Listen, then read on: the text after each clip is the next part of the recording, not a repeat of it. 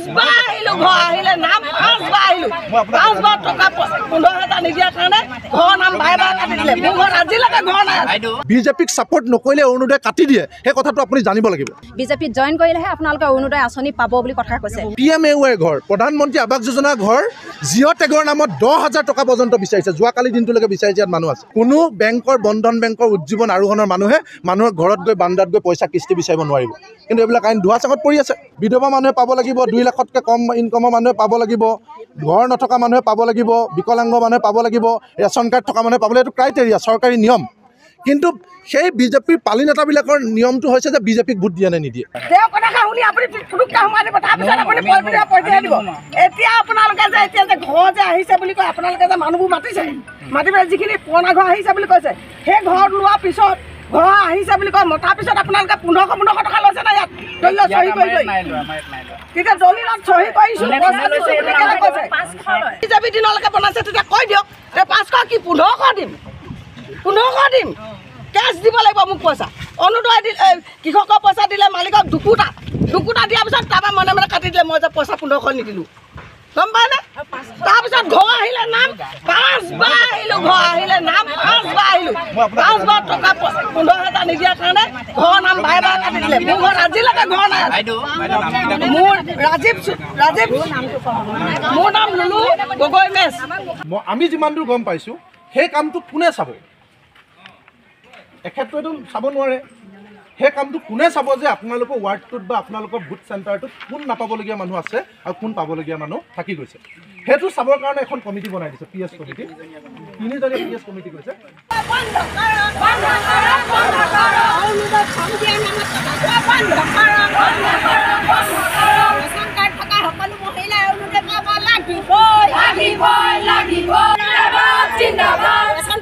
সকলো মহিলা অৰুণোদয় পাব লাগিব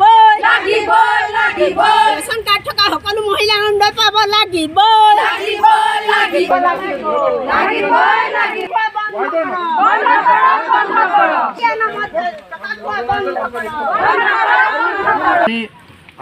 কথাটো শুনিব লাগিব দেই প্ৰথম কথা এইকাৰণে শুনিব লাগিব নহয় আপুনি যিটো কি হ'ল এনেকৈ খেদামাই আহিছে এইটো বডি লেংগুৱেজত নহয় সেইটো নহ'ব মানে আমি গাঁৱত আমি আছোঁ আপুনি অফিচত আছে গাঁৱত মানুহৰ কি হৈ আছে অকণমান দেৰিৰ পিছত আপোনাক ক'ব মানুহৰ গাঁৱত জুই মানে মনত জুই লাগি আছে দেই আৰু প্ৰথম কথা আৰু দ্বিতীয় কথা হৈছে আপুনি এইকাৰণেই গালিও খাব লাগিব শুনিবও লাগিব এইকাৰণে কাৰণ আমি আজি আন্দোলনটো কৰি আছোঁ আপুনি মোক মাতিছে মই আন্দোলনটো নেতৃত্ব দি আছোঁ মই কেন্দ্ৰীয় সমিতিৰ সাধাৰণ সম্পাদক গতিকে এই আন্দোলন কৰিবলৈ অহা মানুহখিনিয়ে যদি কিবা ভুল কৰে এইফালৰ পৰা অহা মানুহখিনিয়ে যদি পুলিচ এজনক কিবা বেয়া ব্যৱহাৰ কৰে আপোনালোকক বেয়া ব্যৱহাৰ কৰে তেতিয়াহ'লে চিধাই আপোনালোকে আমাৰ ওপৰত কেছটো লগাই দিব কাৰণ কেলৈ আমি ইয়াৰ নেতৃত্ব লৈ কথা হ'ল আপোনালোক সকলোৱে জানে যোৱা প্ৰায় বিশেষকৈ হিমন্ত বিশ্ব শৰ্মা ডাঙৰীয়া মুখ্যমন্ত্ৰী হোৱাৰ পাছত সাধাৰণ মানুহে যদি কেতিয়াবা কিবা প্ৰতিবাদ কৰে ধৰক স্মাৰ্ট মিটাৰ বিল বাঢ়িছে এইটো যদি প্ৰতিবাদ কৰে ৰাস্তা বেয়া হৈছে এইটো যদি প্ৰতিবাদ কৰে বস্তুৰ দাম বাঢ়িছে এইটো যদি প্ৰতিবাদ কৰে বা আনকি যদি তাৰ বিৰুদ্ধেও কোনোবাই প্ৰতিবাদ কৰে তেতিয়া চৰকাৰে এটাই কথা কয় তোমালোকক অৰুণোদয় কাটি দিম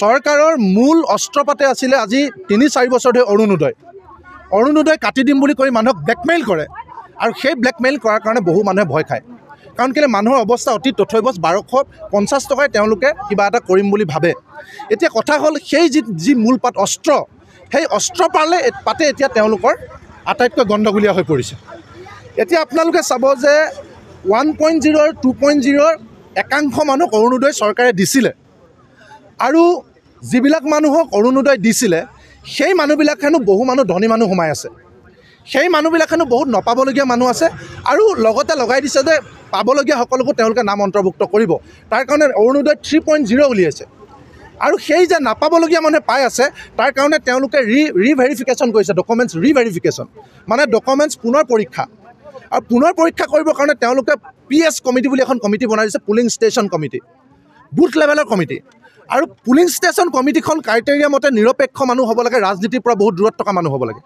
কিন্তু আমাৰ গমাৰী উন্নয়ন খণ্ডত আটাইবিলাক পুলিং ষ্টেচন কমিটিত সকলো বিজেপিৰ মানুহ আছে আমি এটাকে নাম ক'ব পাৰিম আৰু যেহেতু পঞ্চায়তৰ কাৰ্যকাল শেষ হৈ গ'ল আৰু নিজৰ এটা পুলিং ষ্টেচন বা ৱাৰ্ডত যেহেতু সকলো বিজেপিৰ মানুহক নাম চিলেকশ্যন আৰু কৰ্তন কৰিবলৈ দিছে তাৰমানে শিয়ালৰ ডিঙিত মঙহৰ ভাৰ দিছে আৰু ৱাৰ্ডৰ বিজেপি নেতাকেইজনে জানে যে কোনে কোনে পৰম্পৰাগতভাৱে বিজেপিক ভোট দিয়ে আৰু কোনে কোনে বিজেপিক ভোট নিদিয়ে। গতিকে এই শিয়ালকেইটাক যিকেইটা শিয়ালৰ ডিঙিত মঙহৰ ভাৰ দি দিলে, সেই শিয়ালকেইটাই এতিয়া তেওঁলোকক ভোট নিদিয়া মানুহক অৰুণোদয় কাটি দিছে।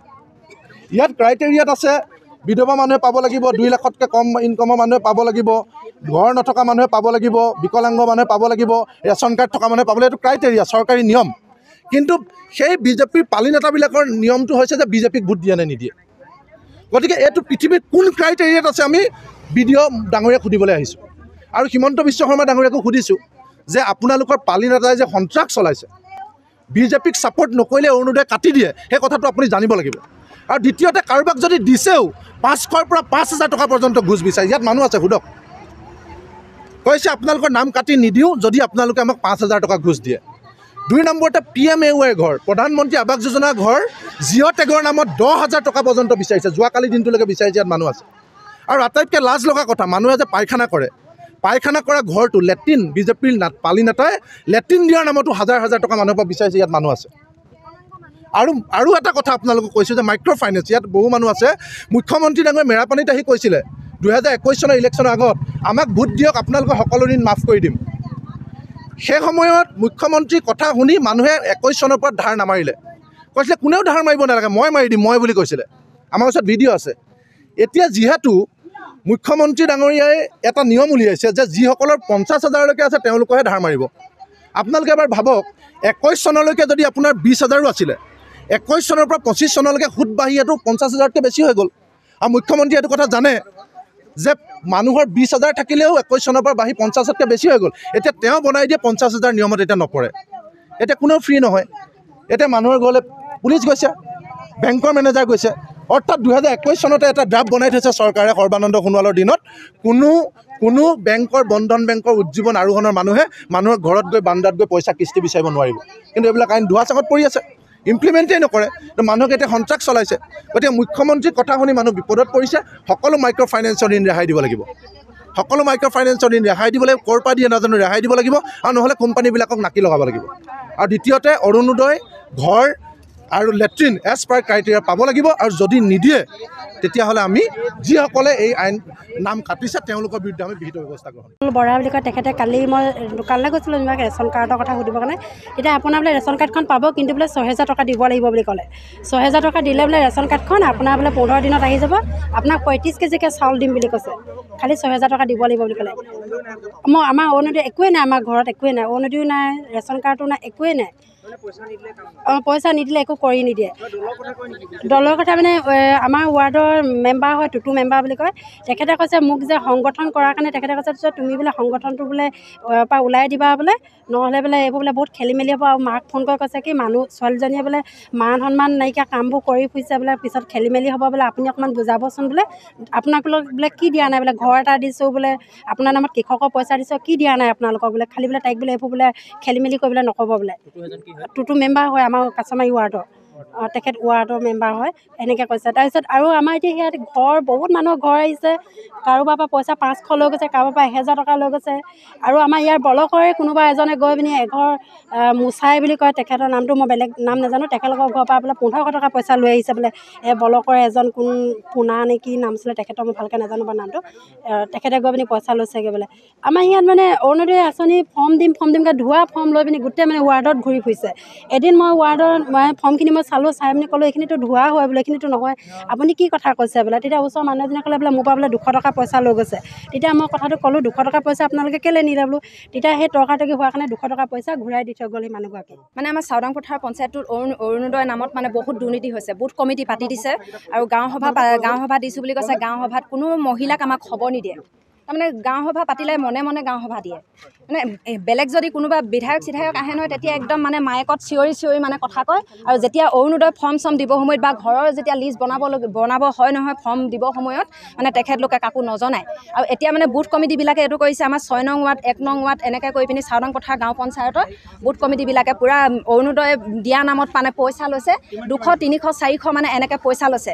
আৰু পুৰণাবিলাকৰ যিবিলাকৰ আছে নহয়, সেইবিলাককো কৈছে যে ডকুমেণ্টছবিলাক দিবি, নহ'লে মানে আমাৰ তাত সোণীয়া কিবা গগৈ নে বৰা তেনেকৈ এজন আছে 6 নং ৱাৰ্ডৰ বুথ কমিটি তেখেত ছেক্ৰেটৰী বোলে বুথ কমিটি বিজেপি তেখেত মানে বিজেপি আৰু তেখেতে মোক এটা কথা কৈছে যে মই ফোন কৰিলোঁ মই বুলি মানে জনা নাছিলে তেখেতে বেলেগ বুলি ক'লে মই বোলো মই আমুকে কৈছোঁ বুলি কৈছোঁ মানে তেখেতে কৈছে শুনা নাই মই বোলো অৰুণোদয় বোলো আপোনালোকে আমাৰ নাম চাম যে অহা নাই কি হৈছে তেতিয়া ক'লে যে তেওঁ বোলে অৰুণোদয় বোলে আপোনালোকে বোলে কি কৰে কিহত ভোট দিয়ে সুধিছে মই বোলো ভোট দিয়াটো বাৰু বোলো কেলৈ সুধিলে তাৰপিছত বোলে আপোনালোকে যেতিয়া বিজেপিত আপুনি বোলে এজিপি নে কংগ্ৰেছী মানুহ তাৰপিছত মই বোলো এজিপি কংগ্ৰেছী বিজেপি বুলিও মানুহৰ কথা থাকে নেকি তাৰপিছত বোলে থাকে বোলে যেতিয়া আপোনালোকে বোলে বিজেপি বোলে মিটিং এখন কৰিব নহয় বোলে তেতিয়াহে বোলে আপোনালোকে বিজেপিত জইন কৰিলেহে আপোনালোকে অৰুণোদয় আঁচনি পাব বুলি কথা কৈছে বহু মানুহ বঞ্চিত হৈছে আমাৰ তাত মানে বহু মানুহ বঞ্চিত হৈছে আৰু মানে ঘৰবিলাক মানে এনেকৈ মাতিবলৈ মানুহবিলাকক মুখ বন্ধ কৰি ৰাখিছে ভয় ভাবো কি খুৱাই মানে যদি তহঁতি আমাৰ লগতো ওলাই আহিলে মানে যদি এনেকৈ জনাবলৈ আহে আজি যদি ভিডিঅ' ছাৰৰ আগত জনাবলৈ অহা কথা গম পাই বহুত মানুহক ভঙাইছে যে তহঁতৰ অৰুণোদয় কাটি দিম ৰেচন কাৰ্ড কাটি দিম আৰু তহঁতৰ মানে ঘৰ কাটি দিম এনেকৈ মানে মানুহবিলাকক ভয় ভাবুকি খুৱাই পিনি তেখেতলোকে